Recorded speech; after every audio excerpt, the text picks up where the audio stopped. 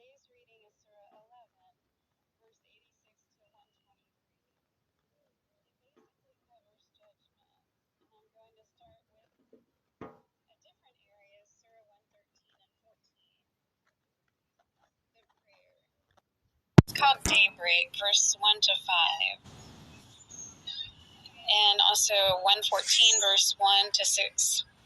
Allah, I take refuge in you. You are the Lord of the daybreak. From the evil that has been created, from the evil of darkness as it gathers, from those that practice fortune-telling, from the envious when they envy. I seek refuge from the true Lord of mankind, from a sneaky whisperer into the hearts of people, and from jinn, intelligent spirits among people, with no need of a creator God. This surah is called HUD, and mostly it covers the following statements. Whatever Allah gives you is best for you. Don't let hostility lead you into suffering. He is most merciful and loving. Lying, assumption. You are free to make choices. God did give you that right. But if you lie in Islam, you will be shamed and punished. And as far as the judgment, the judge doesn't harm you, you harm yourself. With corruption, people should have spoken out against it. Instead, they chose well, so they're guilty and wrongdoers. Pharaoh, he wasn't a just leader. His commands were not what they were supposed to have been. And prayers, we do them during the transitioning of the day.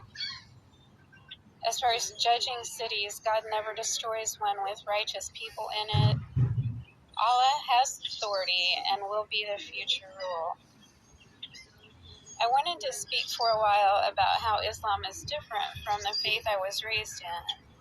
It does believe in the fear factor.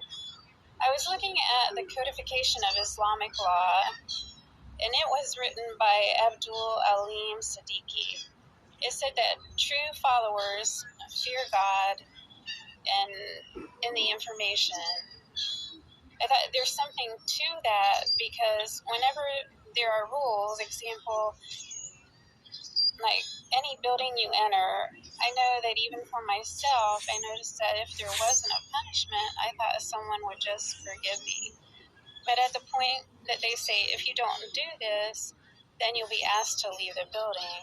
And the building rule was just something like wear a badge, so as to know who you were and that you were authorized to stay.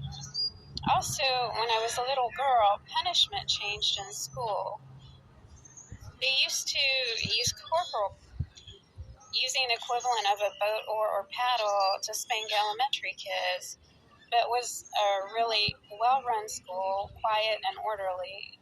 Respect was shown to each other and the teacher and the principal. It was a clean place. Then as I aged and took my daughter to kindergarten, one day they told me I wasn't to spank my own daughter, which was a practice I did. I would give her to the count of 3 to do what was necessary. She knew the rules. If by that count she didn't comply, I spanked her lightly in the same area all the time so that they could tell the difference from abuse. But while at the child care center, they told me that I couldn't make my own decisions on their property, even in the parking lot near my car. That corporal punishment was being replaced with positive rewards. I just questioned it. Also, I remember working in a dental office. There was a lady that started promising her child all kinds of gifts, trips to the mall, if she would just sit in the dental chair. And I thought, wow, is that what it's supposed to be? So I know there is good and bad in just about every subject, but I thought I would bring that up a little bit.